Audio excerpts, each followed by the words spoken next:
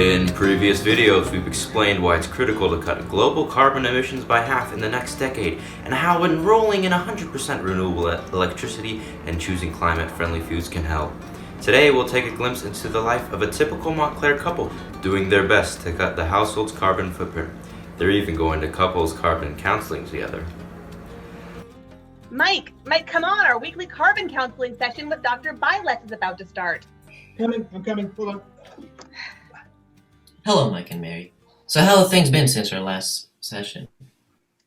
Well, we've made some good progress. As you suggested, we had a romantic dinner and we sat there in the candlelight and we looked in each other's eyes and we really listened. And by the end of the evening, we'd agreed to enroll our home in 100% renewable electricity and to replace our leaky old gas stove with an electric induction one.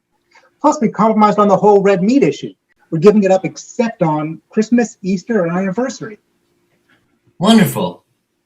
Let's take a moment to reflect on how far you've come since you first started carbon counseling. Here was your carbon footprint back then.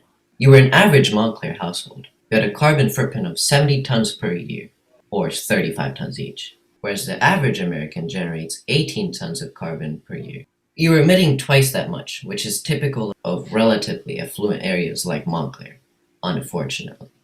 Yeah, I was shocked to find out we were emitting even more CO2 than the average American. We think of ourselves as environmentalists. Well, yes, as we talked about before, just caring about the climate change doesn't actually reduce your carbon emissions. That's for sure. Carbon counseling has helped me realize that I need to back up my words and feelings with my actions. Thank you for that, Mike. Back then, you two were also struggling with serious trust issues around electric appliances. But when your gas furnace broke, you found the courage to replace it with an energy-efficient electric heat pump. You also cut out spending on things you didn't really need and made your house more energy efficient. Let's look at your carbon footprint today. Hey, you've now cut your emissions by 1/3. Wow! That's great. But, Mary, I need to be honest with you. We have to do something about our transportation and travel footprint. What do you mean, Mike? Don't you see? Our car fuel and our air travel emissions, they're killing us. We can't go on like this. So what are you saying? I'm saying that I want to trade in one of our old gas cars for an electric vehicle. Wow. And there's more. I also want to cancel our trip to go bungee jumping in New Zealand. We can go bungee jumping here in California, and it'd be about 1/10 of the emissions. There, I said it. Oh, Mike, I was thinking exactly the same thing. Our transportation emissions have been the elephant in the room for so long, and I just didn't know how to bring it up.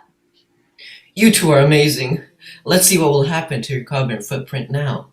Driving an electric car, vacationing closer to home, and the other changes you've made will bring your footprint down to less than half of what it was when you started. Even a bit lower than the average American. Well, it wasn't easy, but we got through it. We sure did, honey. We sure did. I'm sure you're as inspired by Mike and Mary's story as I am. To embark on your own carbon-reducing journey, visit mpcfamily.org, where you'll learn how to calculate your carbon footprint. Plus, find lots of more resources to help you leave the younger generation a livable planet. Thanks, and see you next week.